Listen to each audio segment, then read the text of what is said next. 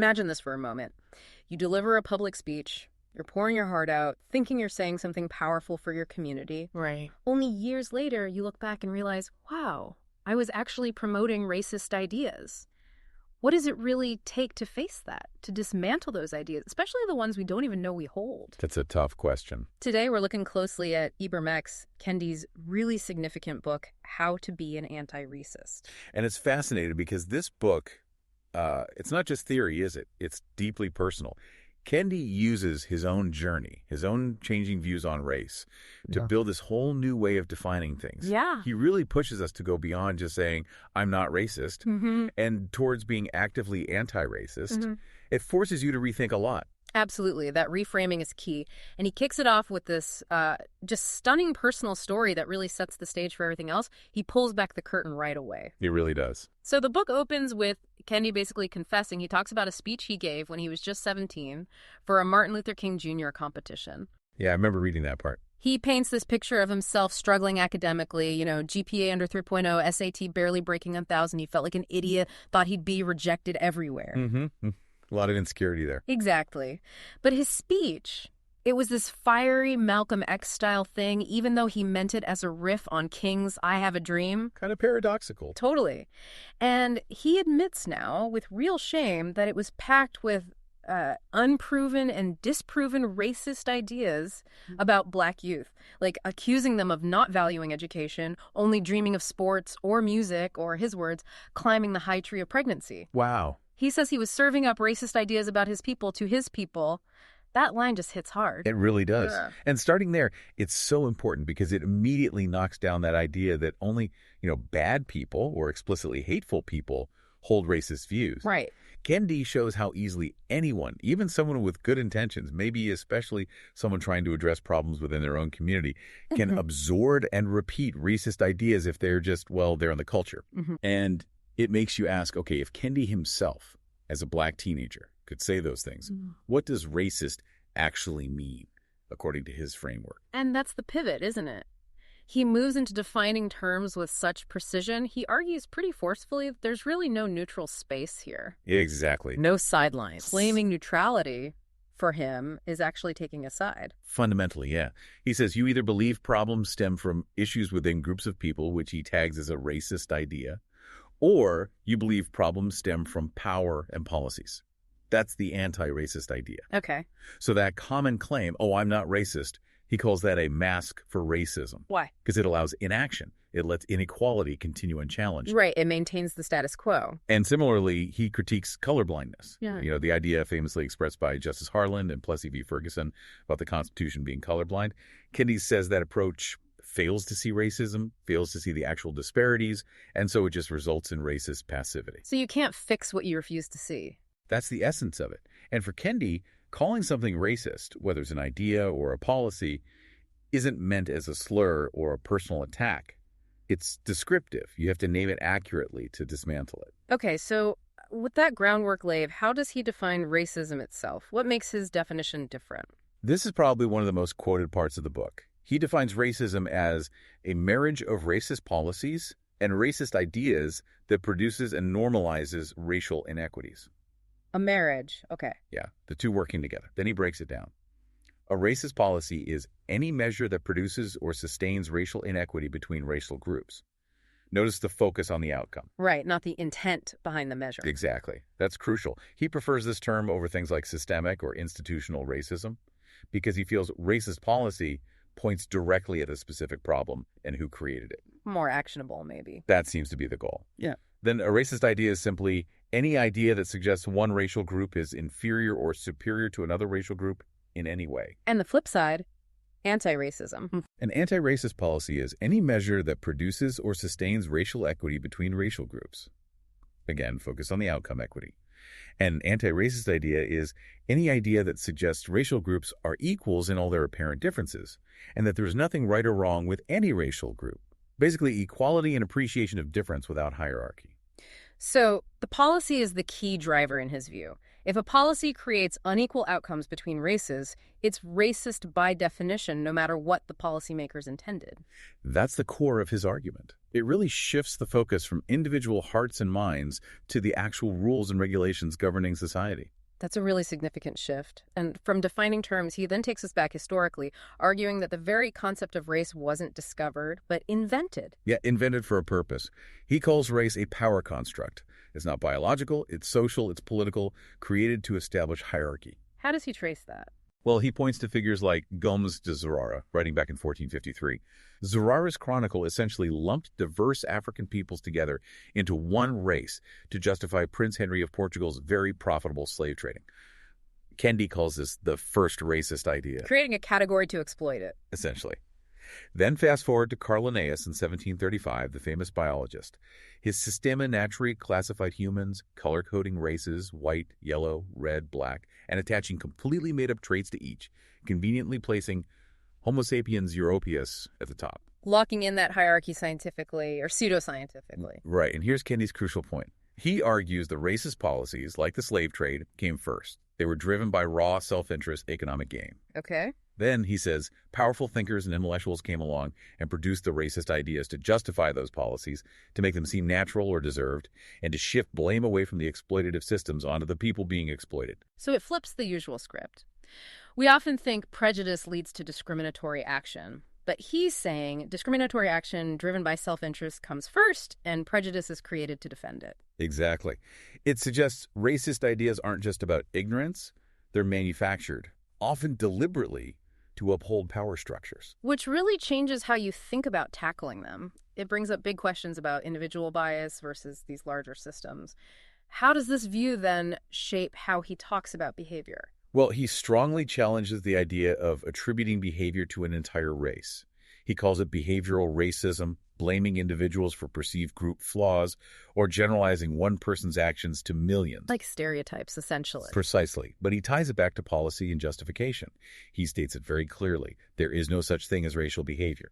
Individual people behave in certain ways, of course. Sure. But the idea of black behavior or white behavior as some kind of inherent group trait, he says that's a figment of the racist's imagination, usually used to justify unequal treatment.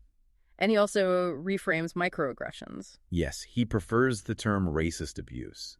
He argues micro downplays the harm, the constant cumulative impact of those seemingly small incidents. He wants to emphasize that it's real abuse with real effects. That makes sense. He then goes deeper into the psychological side, talking about dueling consciousness, especially for Black individuals. What does he mean by that? He's building on W.E.B. Du Bois' idea of double consciousness. It's that internal conflict, that feeling of navigating a world that pressures you as a Black person to assimilate, maybe talk a certain way, dress a certain way, fit into predominantly white spaces. Well, at the same time, that same world might reject you or stereotype you based on your race. Exactly. It's this constant tension, this awareness of how you're seen versus who you are. Kendi argues this isn't just a personal feeling, it's a direct result of living within racist systems. He even uses his own parents' story, how they moved from trying to save Black people through assimilation towards Black liberation theology, focusing on structural change. It highlights that immense internal burden that racism creates. And he doesn't stop there. He shows how this policy first, ideas second framework applies across different intersections of identity. He really emphasizes intersectionality, starting with colorism. Yes, and again, he makes it personal. He talks about using colored contacts when he was younger to lighten his eyes, admitting he wanted to be Black but did not want to look Black. Wow, that's vulnerable. Extremely. He defines colorism not just as prejudice, but as a collection of racist policies that cause inequities between light people and dark people. Policies rooted in history, like slaveholders giving privileges to lighter-skinned enslaved people, creating hierarchies within the Black community itself. So again, policy creating the division and the corresponding idea about skin tone, he applies this to class too, right? Absolutely. He tackles class racism. He looks at how the term ghetto, which originally described areas where groups were confined by racist policies, like literal ghettos in Europe or red line neighborhoods in the U.S., morphed into a term describing supposedly unrespectable Black behavior. Shifting blame from the policy to the people. Exactly. He says class racism essentializes class groups along racial lines, think white trash or derogatory terms for poor Black people, and uses these racist ideas to justify policies that maintain economic inequality, what he calls racial capitalism. And that term, racial capitalism, seems central. How does he link the two? He draws on thinkers like Martin Luther King Jr., who saw racism, economic exploitation, and militarism as interlinked triple evils. Kendi argues very strongly that capitalism is essentially racist. Racism is essentially capitalist. He sees them as historically intertwined, born together. So you can't really tackle one without tackling the other, in his view. That's his argument. Addressing racial inequity requires fundamentally challenging what he calls racial capitalism. It's a provocative connection, for sure. He even extends this to physical space. Space racism, what's that about? It's about challenging how we perceive and value different spaces based on the race of the people predominantly inhabiting them. He pushes back against the stereotype of dangerous black neighborhoods, for example. He points out data showing the economic cost of white-collar crime, often concentrated in affluent white areas, can dwarf the cost of street crime, often associated with poorer neighborhoods of color. It challenges our perception of where danger or harm really lies. He also critiques comparing under-resourced black institutions like HBCUs directly with wealthy, predominantly white institutions without acknowledging the vast disparity in resources created by historical and ongoing policies. Anti-racism, for him, means fighting for resource equity across spaces. So it's about equitable resources, not judging the space by the race associated with it. Precisely. Yeah. And finally, he brings this intersectional lens right home, discussing gender and sexuality with, again, remarkable honesty about his own past views. What does he share there? He talks openly about his past homophobia and sexism and how interactions with peers, specifically naming women like Kyla and Yaba, challenged him profoundly. He quotes himself realizing, "I am not a defender of black people if I am not sharply defending black women, if I am not sharply defending queer blacks." Owning his own need for growth. Completely. He stresses the need to recognize unique oppressions faced by people at the intersections, like poor transgender black women, facing horrific statistics like an average life expectancy of just 35. His point is that anti-racism must also be feminist and queer-affirming, challenging all intersecting oppressions and the policies that uphold them. It's a comprehensive vision. So bringing it all together, he argues progress isn't inevitable, it's a fight. And he's quite critical of strategies he thinks have failed. Yeah, he really takes aim at what he sees as ineffective approaches, things like uplift suasion. The idea that black people just need to act better to gain white acceptance. Exactly, or educational suasion, the belief that simply educating people out of ignorance will solve racism. Kendi calls these suicidal strategies because, he argues, they don't address the root cause: racist power and policy. So what's the alternative then, if education and uplift don't work? Power. Policy change. He uses examples like the Gen 6 case in Louisiana, where protests raised awareness. But it was the legal battles, the fundraising, the organized campaigns aimed at shifting power dynamics that ultimately led to reduced charges. Direct action targeting the system. That's the core. He has this very direct quote: "Knowledge is only power if knowledge is put to the struggle for power. Changing minds is not a movement. An activist produces power and policy change, not mental change." That's blunt. It really prioritizes tangible outcomes over internal states. It absolutely does. Yeah. And he uses a powerful analogy near the end, drawing from his own experience with cancer. Right. He's a cancer survivor. Yes, metastatic colon cancer. He compares racism in society to metastatic cancer in the body. Just like his treatment required aggressive chemotherapy to attack the tumors, he argues that fighting racism requires aggressive anti-racist policies to directly attack and shrink the tumors of racial inequities.